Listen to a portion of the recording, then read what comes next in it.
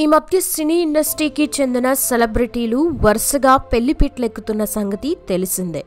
ఇక మరికొందరు ఎవరికీ తెలియకుండా సీక్రెట్గా పెళ్లి చేసుకుని సోషల్ మీడియాలో ఫోటోలు వదులుతూ అందరికీ బాగా షాక్ ఇస్తున్నారు. ఇప్పటికే డైరెక్టర్ క్రిష్ కూడా సీక్రెట్గా రెండవ పెళ్లి చేసుకున్న సంగతి తెలిసిందే. అయితే సింగర్ రమ్య బెహ్రా, అనురాగ్ కులకర్ణిలు కూడా సీక్రెట్గా పెళ్లి చేసుకోగా వారి ఫోటోలు లీక్ అవడంతో అందరూ ఆశ్చర్యపోయారు. మరి వీరిద్దరికీ పరిచయం ఎలా స్టార్ట్ అయింది, అసలు ప్రేమలో ఎప్పుడు పడ్డారు, ఎందుకు తమ ప్రేమ విషయంను ఇంత సీక్రెట్గా ఉంచారనే విషయాలతో పాటు వీరిద్దరి గురించి కూడా ఈ వీడియోలో తెలుసుకుందాం. సో వీడియోని స్కిప్ చేయకుండా ఎండ్ వరకు చూడండి. ముందుగా సింగర్ రమ్య బెహ్రా గురించి చూసినట్లయితే, రమ్య బెహ్రా 1994 ఫిబ్రవరి 1న ఆంధ్రప్రదేశ్లో గుంటూరులో నరసరావుపేటలో ఒక బ్రాహ్మణ కుటుంబంలో జన్మించింది. వీరిది మధ్యతరగతి కుటుంబం. ఇక రమ్య తండ్రి నాగేశ్వరరావు బెహ్రా, తల్లి లక్ష్మీ బెహ్రా. రమ్యకి 2 అక్కలు కూడా ఉన్నారు. అయితే రమ్య తాతలు ఒరిస్సాకి చెందినవారు కాగా పని నిమిత్తం కోసం ఆంధ్రప్రదేశ్ గుంటూరుకు వచ్చి సెటిల్ అయ్యారు. ఆ తర్వాత హైదరాబాద్కి వచ్చేశారు. ఇక రమ్య తండ్రి హైదరాబాద్లో ఒక ప్రైవేట్ కంపెనీలో పనిచేస్తే తల్లి సంగీతం టీచర్గా చేస్తూ ఉండేది. అలా ఆమె పిల్లలకి కూడా సంగీతం నేర్పిస్తూ రమ్యకి కూడా నేర్పించేది. అయితే నిజానికి రమ్యకి సంగీతం మీద అస్సలు ఇంట్రెస్ట్ లేకుండేది. తనకి క్లాసికల్ డాన్సర్గా అవ్వాలని కోరుకుండేది. దీంతో రమ్య తల్లి రమ్యను సంగీతంతో పాటు క్లాసికల్ డాన్స్ స్కూల్లో కూడా జాయిన్ చేయించింది. అలా రమ్య ఒకవైపు చదువుకుంటూ మరోవైపు క్లాసికల్ డాన్స్, సింగింగ్ నేర్చుకుంటూ ఉండేది. ఇక చదువుకునే సమయంలో స్కూల్లో జరిగే కల్చరల్ ప్రోగ్రామ్స్లో బాగా డాన్స్లు, పాటలు పాడుతూ ఉండేది. అయితే రమ్యకి చదువులపై అంతంత ఇంట్రెస్ట్ మాత్రమే ఉండడంతో తన తల్లి రమ్యని ప్రొఫెషనల్ సింగర్ని చేయాలని అనుకుంది. దీంతో రామాచార్య అనే గురువు దగ్గర లిటిల్ మ్యూజిక్ అకాడమీలో రమ్యని జాయిన్ చేయించింది తన తల్లి.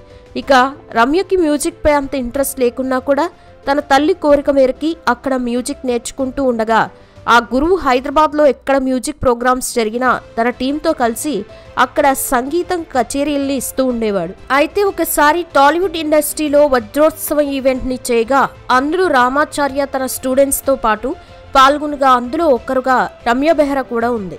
అయితే ఆ సమయంలో వీరు ఇచ్చిన పర్ఫార్మెన్స్కి ఎంఎం కీరవాణి అభినందించడంతో దీంతో అప్పటి వరకు తన తల్లి కోసం సింగర్గా ఉన్న రమ్య కీరవాణి అభినందించడంతో రమ్యకి తన మీద తనకి కాన్ఫిడెన్స్ రావడంతో సింగర్ అవ్వాలని అనుకుంది. దీంతో అప్పటి నుండి బాగా కచేరీలు ఇస్తూ పాడుతా తీయగా, సూపర్ సింగర్ 4 వంటి సింగింగ్ ప్రోగ్రామ్స్లో కూడా పాల్గొంది. కానీ రమ్య అక్కడ సెలెక్ట్ కాలేకపోయింది. ఆ తర్వాత పాడవే కోయిలా ప్రోగ్రాంలో పాల్గొనగా అందులో తన గొంతు విని కీరవాణి ఫిదా అయ్యాడు.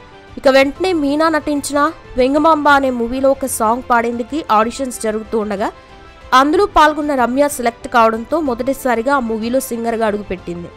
కాగా ఈ మూవీ 2009లో విడుదలై ఫ్లాప్ అవ్వడంతో రమ్యకు కూడా ఎటువంటి గుర్తింపు అయితే రాలేదు. ఆ తర్వాత రమ్య తన తల్లితో కలిసి పలువురు మ్యూజిక్ డైరెక్టర్స్ని కలిసినా కూడా వాళ్ళు ఎవరూ కూడా అవకాశాలు ఇవ్వలేదు. అయితే రమ్య గురువు పుట్టపర్తి సాయిబాబా భక్తుడవ్వడంతో అతని ఆశ్రమంలో రమ్యతో అనేక కచేరీలు చేయిస్తూ కొన్ని పాటలని ఆడియో రూపంలో కూడా రిలీజ్ చేశారు. దీంతో రమ్యకి మంచి గుర్తింపు రావడంతో కొంతమంది మ్యూజిక్ డైరెక్టర్స్ రమ్యతో తిరుపతి వెంకటేశ్వర స్వామివారి పాటలు పాడించారు. అయితే రమ్య ఒకవైపు భక్తి పాటలు పాడుతూనే మరోవైపు సినిమా పాటలు పాడటానికి బాగా ప్రయత్నం చేస్తూ ఉండేది. దీంతో చాణక్య మూవీలో ఒక పాట పాడే అవకాశం వచ్చింది. కానీ ఆ మూవీ ఫ్లాప్ అవడంతో ఆమె పాడిన పాటకు కూడా అంత గుర్తింపు రాలేదు. ఆ తర్వాత మ్యూజిక్ డైరెక్టర్ జీవన్ బాబుకి రమ్య వాయిస్ నచ్చటంతో ప్రేమ కథా చిత్రంలో ఒక పాట పాడే అవకాశం ఇచ్చారు. అయితే ఆ పాటతో రమ్యకి గుర్తింపు వచ్చింది, కానీ అవకాశాలు మాత్రం రాలేకపోయాయి. దీంతో జీవన్ బాబునే మళ్ళీ కొత్త జంట గ్రీన్ సిగ్నల్ మూవీలో అవకాశం ఇచ్చాడు. అయినా కూడా ఇతరుల నుండి మాత్రం రమ్యకి అవకాశాలు రాలేదు. ఇక ఏం చేయలేక రమ్య కీరవాణి కలవగా ఆ సమయంలో ఒక మూవీలో 3 పాటలు పాడే అవకాశాలు ఇచ్చాడు.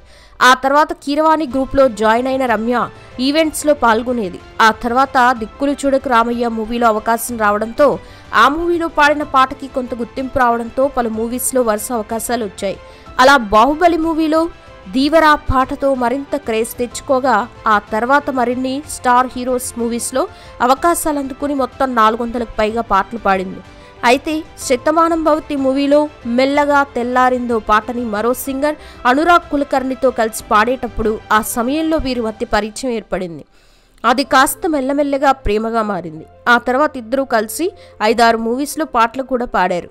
ఇక అనురాగ్ గురించి మాట్లాడుకున్నట్లయితే ఇతను 1993 జూన్ 7న తెలంగాణలో కామారెడ్డిలో ఒక మధ్యతరగతి బ్రాహ్మణ కుటుంబంలో జన్మించాడు. అయితే ఇతని పూర్వీకులు కూడా మహారాష్ట్రకి చెందిన వాళ్ళు కాగా పని నిమిత్తం కామారెడ్డికి వచ్చి సెటిల్ అయ్యారు. ఇక అనురాగ్కి కూడా చిన్నప్పటి నుండి మ్యూజిక్ మీద బాగా ఇంట్రెస్ట్ ఉండడంతో అతని తల్లిదండ్రులు కె జంగయ్య అనే గురువు దగ్గర చేర్పించారు. అలా ఒకవైపు మ్యూజిక్ నేర్చుకుంటూ మరోవైపు తన చదువుల్లో బాగా బిజీగా ఉండేవాడు. ఇక తన బీటెక్ తర్వాత సాఫ్ట్వేర్గా జాబ్ సంపాదించుకున్నాడు. అయితే సింగర్ అవ్వాలన్న కోరిక ఉండడంతో ఆ జాబ్ని వదిలేసుకొని సూపర్ సింగర్ 8కి ఆడిషన్ జరుగుతుందని తెలుసుకొని అందులో పాల్గొని సెలెక్ట్ అయ్యాడు. అలా ఆ ప్రోగ్రాంలో మొదటి రౌండ్ నుండి తన పాటలతో అందరినీ ఫిదా చేస్తూ 2015 సూపర్ సింగర్ షోలో విన్ అయ్యాడు. ఇక అప్పుడు కీరవాణి అనురాగ్కు ఒక మూవీలో పాట పాడే అవకాశం ఇచ్చాడు. ఆ తర్వాత అతనికి మంచి అవకాశాలు రావడంతో ఇండస్ట్రీలో సింగర్గా మంచి పేరు తెచ్చుకున్నాడు. అలా మొత్తం 1500 పాటలు పాడాడు. అయితే రెమ్యునరేషన్ విషయంలో ఇతడు కొంత డిమాండ్ చేయడంతో మళ్ళీ అవకాశాలు డౌన్ అయ్యాయి. ఇక ఈ విషయంపై అనురాగ్ మీడియా ముందుకు కూడా వచ్చి స్పందించాడు. ఇదిలా ఉంటే 2017 నుండి అనురాగ్ రమ్యతో లవ్లో ఉండగా తమ ప్రేమ విషయం ఇంట్లో చెప్పగా ఇరువురి కుటుంబాలు కూడా వెంటనే ఒప్పుకున్నాయి. అలా నవంబర్ 15న వీళ్ళు మరాఠీ పద్ధతిలో సీక్రెట్గా పెళ్లి చేసుకున్నారు.